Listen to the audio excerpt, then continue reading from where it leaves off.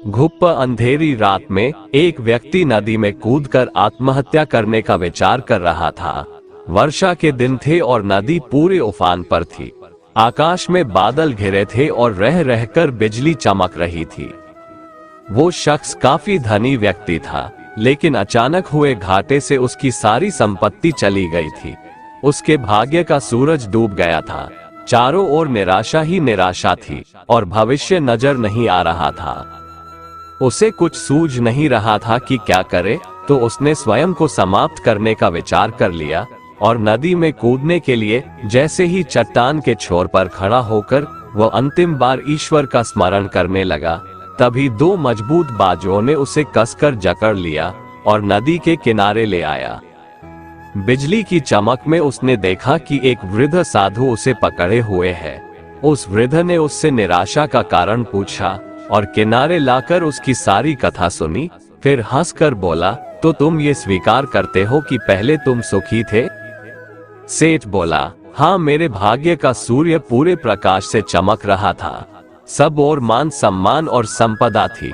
अब जीवन में सिवाय अंधकार और निराशा के कुछ भी शेष नहीं रहा। वृद्ध फिर हंसा और बोला, दिन के बाद रात्रि है और रात्रि के बाद दिन। जब दिन नहीं टिकता तो रात्रि भी कैसे टिकेगी? परिवर्तन प्रकृति का नियम है। ठीक से सुनो और समझ लो। जब तुम्हारे अच्छे दिन हमेशा के लिए नहीं रहे, तो बुरे दिन भी नहीं रहेंगे।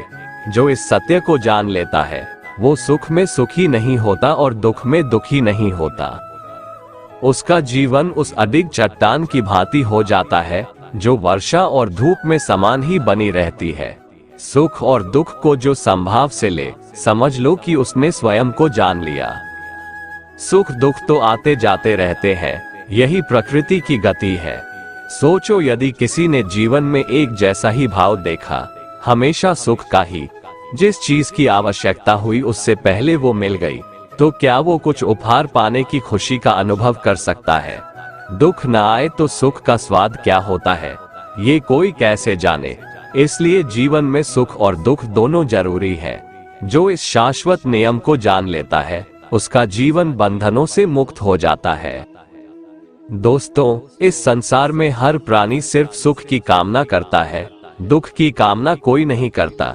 इसीलिए सदा सुखी रहने के लिए प्रयत्न करता रहता है, चाहे वह मनुष्य राजा हो या रंक हो, स्त्री हो या पुरुष हो। परंतु इस संसार में कोई भी प्राणी ऐसा नहीं है जिसे दुख ना हो। आज हर इंसान किसी न किसी बात को लेकर दुखी है। भगवान श्री कृष्ण कहते हैं, मनुष्य की इच्छाएं अर्थात तृष्णा ही उनके दुखों का मूल कारण है। अधिकतर समय हमारी इच्छाएं किसी विशेष दिशा में जाना चाहती है।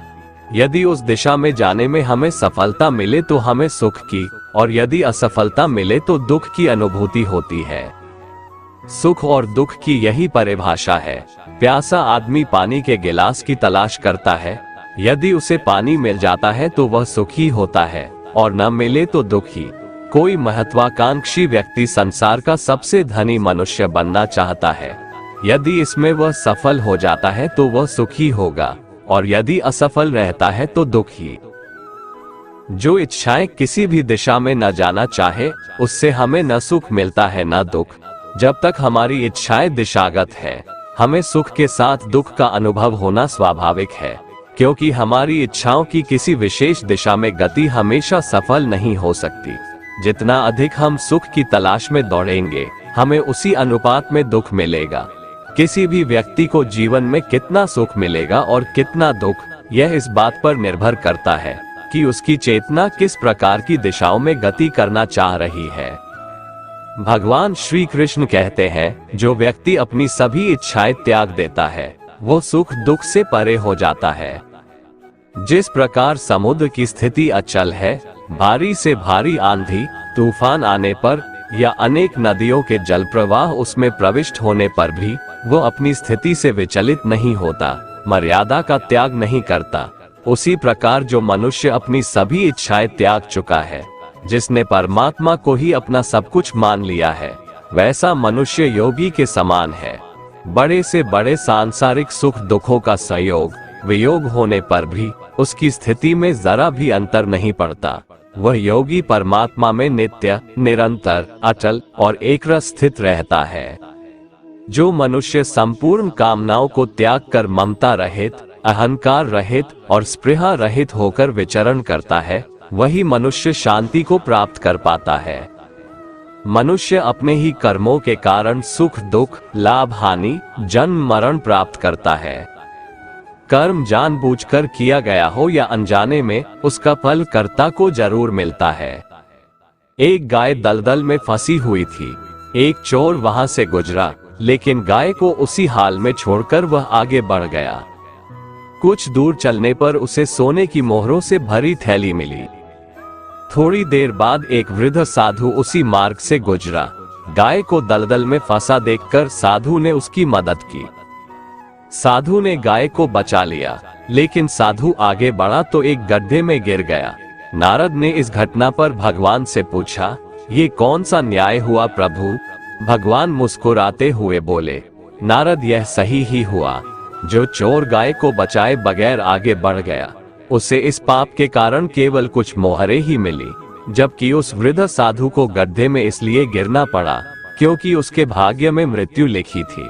लेकिन गाय को बचाने के कारण उसके पुण्य बढ़ गए और उसकी मृत्यु एक छोटी सी चोट में बदल गई।